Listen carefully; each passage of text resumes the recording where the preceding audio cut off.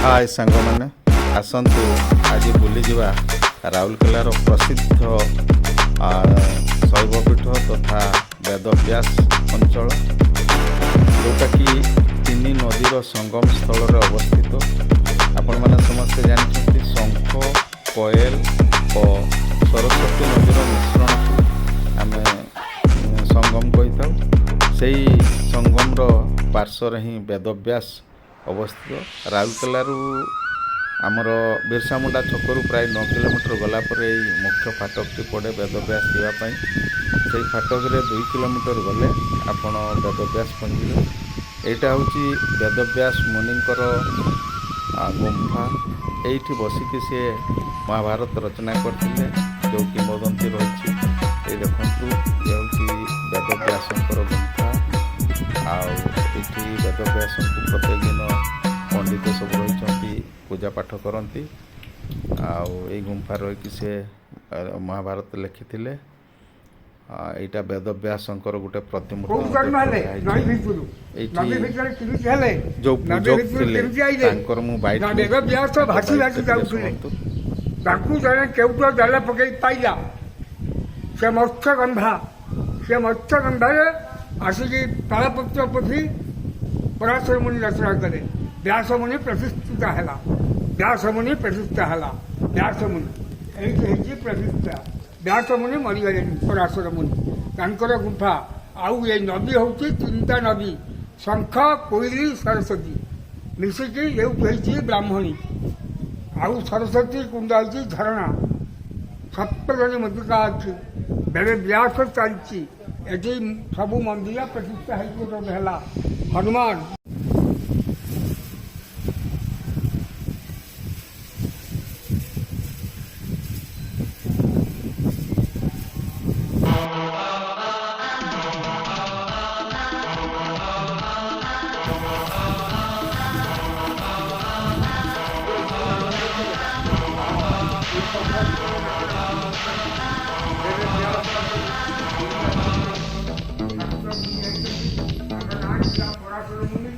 ये हूँ वेदव्यास कोडे जो शिव मंदिर रही से शिव मंदिर दृश्य।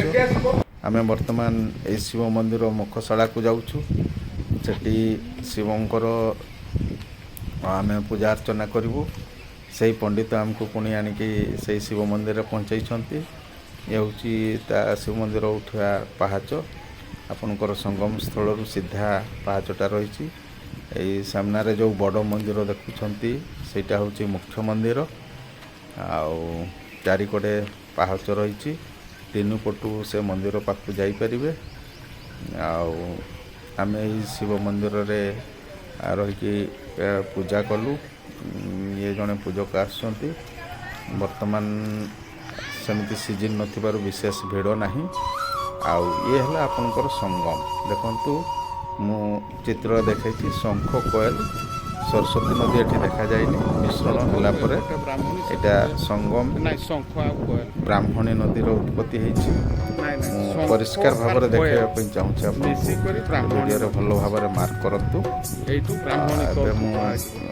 संगम पटक पुणी कैमेरा बुलाऊँ।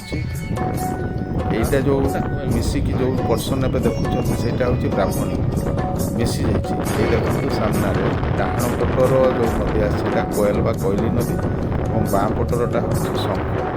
से दुईटा मिसला यहाँ बही आसा हूँ शंख कोयल मिसला जो नदीटा उत्पन्न है आम ब्राह्मणी नदी।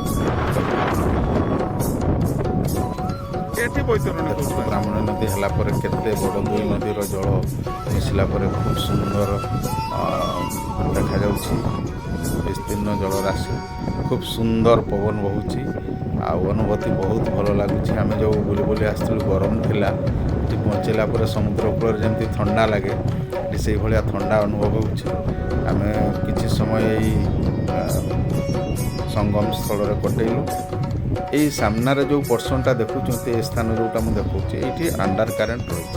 साधारणतः जो पिला माने आसते ये जनापड़े बहुत कम पानी अच्छी किंतु पशिगला से भीतर को टाणी यही पर्सनटा को ही सब बल फल पड़े पिला माने जाइकी बुड़ती। जो पर्सनटा मुझे कहली गोटे खप भाया तेणु तार चारिपटे बाउंड्री दिखाई এই ଦେଖନ୍ତୁ ଘାସ ଫାସ ଦେଖାଯାଉଛି କିନ୍ତୁ ତା ଭିତରକୁ ଗଲେ ମାନେ ଅଣ୍ଡର କରେଣ୍ଟ ଯୋଗୁଁ ଭିତରକୁ ଟାଣି ଆଉ ଏଇଟା ତ ବ୍ରାହ୍ମଣୀ ନଦୀର ଜଳ ଦେଖୁଛନ୍ତି କେମିତି କୁଳୁକୁଳୁ ହେଇ ବହିଯାଉଛି। ତାର ପାର୍ଶ୍ୱରେ ହିଁ ଏଇଟା ଶିବ ମନ୍ଦିରକୁ ପାହାଚ ଚାରିପଟୁ ରହିଛି ଆଉ ଲୋକମାନେ ମାଛ ଧରିବାରେ ବି ବ୍ୟସ୍ତ ଅଛନ୍ତି। ଏଇଠି ଖଡ଼ା ପକେଇକି ମାଛ ଧରୁଛନ୍ତି, ହୁଇଲ୍ ଖଡ଼ା ପକେଇଛନ୍ତି ଆଉ ଦୁଇଟା ମାଛ ବି ଧରିଲେ ଆମେ ଦେଖିଲୁ। ସେଗୁଡ଼ା ରହି ମାଛ ଗୁଡ଼ା ଥିଲା। ଏଇ ଦେଖନ୍ତୁ ପୁଣି ମୁଁ ସଙ୍ଗମଟା ଦେଖାଉଛି, ଦୁଇଟା ନଦୀ କେମିତି ଆସିକି ମିଶିଛି। ଖୁବ୍ ଭଲ ହେଇଛି। ଆପଣମାନେ କେବେ ବି ଯଦି ରାଉରକେଲା ଆସୁଛନ୍ତି ତାହେଲେ ବେଦବ୍ୟାସ ନିଶ୍ଚୟ ବୁଲିଯିବେ।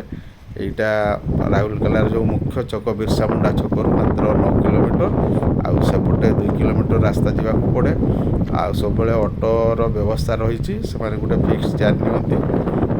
ବିର୍ସା ମୁଣ୍ଡାରୁ ବେଦବ୍ୟାସ ଛକ ପର୍ଯ୍ୟନ୍ତ ପ୍ରାୟ 200-250 ଦାବି କରନ୍ତି ଏବଂ ସେଇଠୁ ବେଦବ୍ୟାସ ପର୍ଯ୍ୟନ୍ତ ପାର ହେଡ଼ 10 ଟଙ୍କା, 50 ଟଙ୍କା, କିଏ କେମିତି 100 ଟଙ୍କା ବି ନିଅନ୍ତି 4-5 ଜଣ ପାସେଞ୍ଜର। ତେଣୁ ଆସନ୍ତୁ ବୁଲିଯିବେ। ତାପରେ ବେଦବ୍ୟାସ କଡ଼ରେ ଏଇଟା ଗୋଟେ ମୁକ୍ତିଧାମ କହିକି ରହିଛି ଯେଉଁଠି ଶବଦାହ କରାଯାଏ। ଏଣ୍ଟାୟାର ରାଉରକେଲାର ଯେତେ ଶବ ଆସେ ଏଇଠିକି ଆଣନ୍ତି, ଏଇଠି ଭିତରେ ଶବଦାହ ହେଇଥାଏ। ଏଟାକୁ ମୁକ୍ତିଧାମ କୁହନ୍ତି। ଆଉ ପୁରୀର ସ୍ୱର୍ଗଦ୍ୱାର ଭଳିଆ ଏଇଟା ରାଉରକେଲାର ସ୍ୱର୍ଗଦ୍ୱାର। ତାର ଚାରିପାର୍ଶ୍ୱରେ ଏତେ ସୁନ୍ଦର ଗଛ ବଗିଚା କରାହେଇଛି, ଆପଣ ଶବଦାହ କରିବାକୁ ଗଲେ ମଧ୍ୟ ଆପଣଙ୍କ ମନ କିଛି ମାତ୍ରାରେ ଉତ୍ଫୁଲ୍ଲିତ ହେଇଯିବ। ଏଇ ତାର ଯେଉଁ ଚାରିପାର୍ଶ୍ୱରେ ଯେଉଁ ବଗିଚା ସବୁ ଅଛି, ଫୁଲ ଗଛ ଇତ୍ୟାଦି ଖୁବ୍ ସୁନ୍ଦର ଭାବରେ ହେଇଛି। ଆଉ ସେଇ ଭିତରେ ହିଁ ଶବଦାହ ପାଇଁ ସବୁ କୁଣ୍ଡ ଟାଇପ୍ର ରହିଛି। ମୁଁ ଦେଖେଇବି ଆପଣଙ୍କୁ ଯେଉଁ ସ୍ଥାନରେ ଶବଦାହ ହେଉଛି। ଏବେ ଏଇଟା ହେଉଛି ଶବଦାହକୁ ଯିବା ପାଇଁ ରାସ୍ତା ଏବଂ ଚାରିକଡ଼େ ତା'ର ସୁନ୍ଦର ବଗିଚା ରହିଛି। ଛାଇ ପରିବେଶ ଆପଣଙ୍କୁ ଖୁବ୍ ଭଲ ଲାଗିବ ଏବଂ ସେଠି ସବୁବେଳେ ଭଗବାନଙ୍କର ଗୁଣ କୀର୍ତ୍ତନ ଭଜନ ଚାଲିଥାଏ। ଯେଉଁ ଅଫିସ୍ ଘର ରହିଛି ଏଇ ସମ୍ମୁଖରେ ଯେଉଁ ଜାଲି ଭଳିଆ ଦେଖୁଛନ୍ତି ସେଇଗୁଡ଼ାରେ ସବୁ ରଖିକି ଦାହ କରାଯାଏ।